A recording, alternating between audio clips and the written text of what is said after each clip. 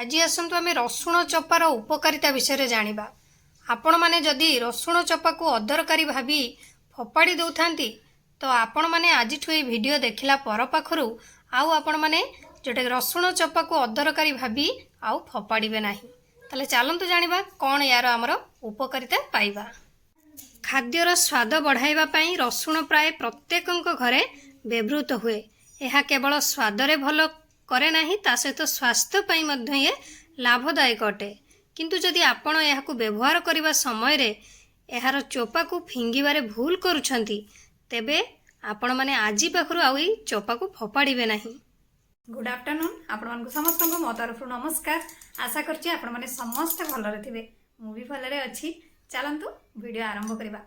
किंतु वीडियो आरंभ करबा पूर्वरु आपण भितर जदि आज मो चैनल रे नुआ थांती ताले प्लीज प्रथम चैनल टी को सब्सक्राइब कर दियंतु। पाखरे थिबा बेल आइकन को क्लिक करंतु जहां फले मो नुआ नुआ वीडियो रो नोटिफिकेशन आपण मानक पाखरे खूब शीघ्र पहुंची जिवो। आ आपण माने मते टिके सपोर्ट करि परिबे आगु को जिबा पई।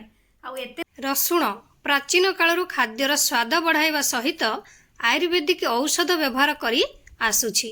किंतु आपण रसुण रो चोपा को मध्य अदरकारी बोली भाभी फिंगी दियंती।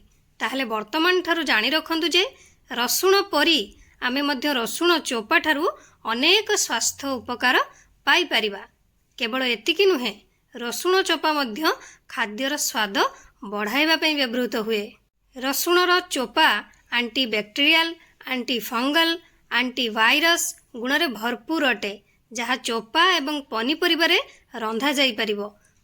रसुण चोपा आजमा ह्रास करिबारे एवं पाद फुलिबा समस्या को आपणकर दूरेई थाए। यह व्यतीत रसुण चपारे अनेक उपकार अछि जहाँ जानी आपण परवर्ती समय रे आउ सेगुडको फिंगिबे नाही। जदि आजमा रोगी एहाकू खाई थांती तेबे सेमाने आजमा रोगरु बहुत आराम पाइबे। सेथिपई रसुण रो चोपा को भल भाबरे ग्राइंडिंग करंतु एवं सकाळे संध्या रे महू सहित खांतु। सेकेंड रे ये चर्म समस्या मध्य दूर करिथाए।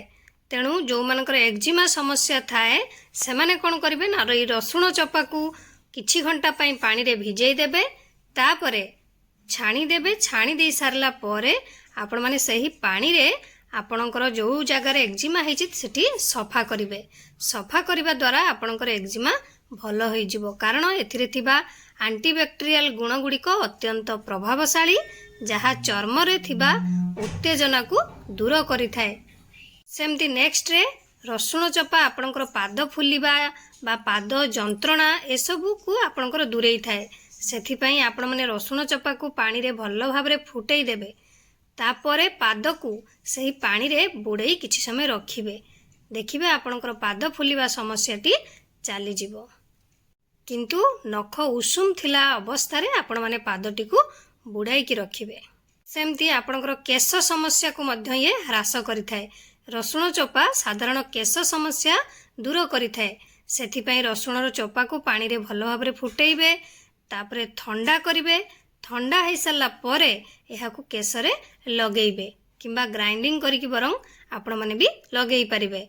एही पेस्ट को जोटा कि आपण माने ग्राइंडिंग कर देबे तापरे रसुण चोपार पेस्ट को लगेई परिबे। लगेइबा द्वारा कोन होबो ना आपणकर जो चंदापण समस्या बा आपणकर केश रे जदी किछि भी कोनोसी डैंड्रफ की जहाँ भी किछि समस्या थिबो तो आपणकर दूरेई जिवो।